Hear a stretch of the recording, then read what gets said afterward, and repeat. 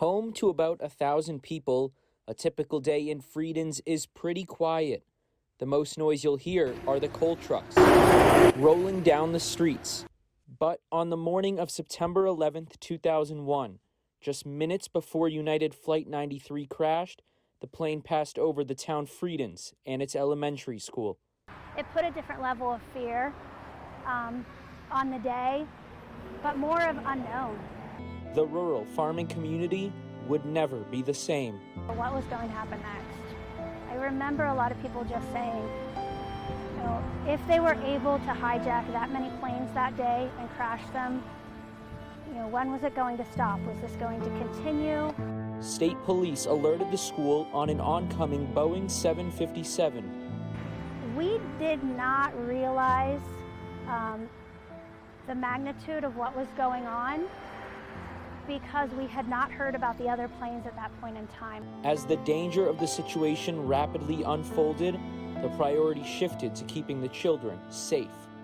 They knew it was coming over our area, and they didn't know what to do with the children. Should we take them out for recess? Should we keep them in? Because nobody knew where the plane was going.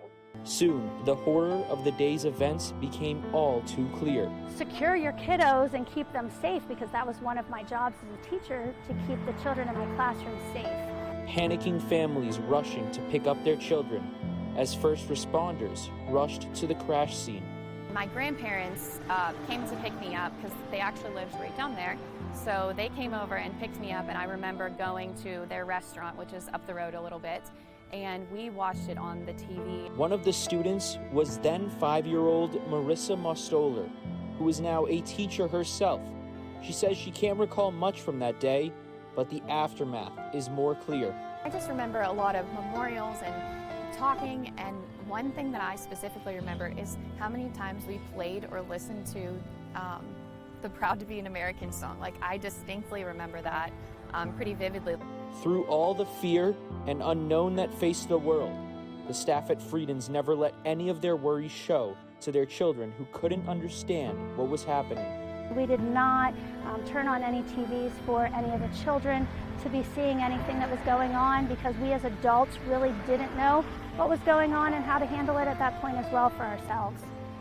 For Marissa, that calming presence, she says, played a role in her becoming a teacher, offering her experiences to her students today.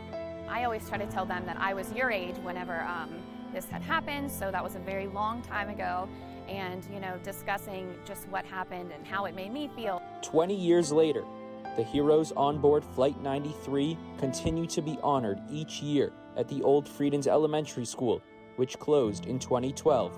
Students pay tribute to passengers and first responders by hanging flags and drawing on the fence outside the building, memorializing everyone involved in the attacks. In Friedens, Pennsylvania, Yanni Tregelis.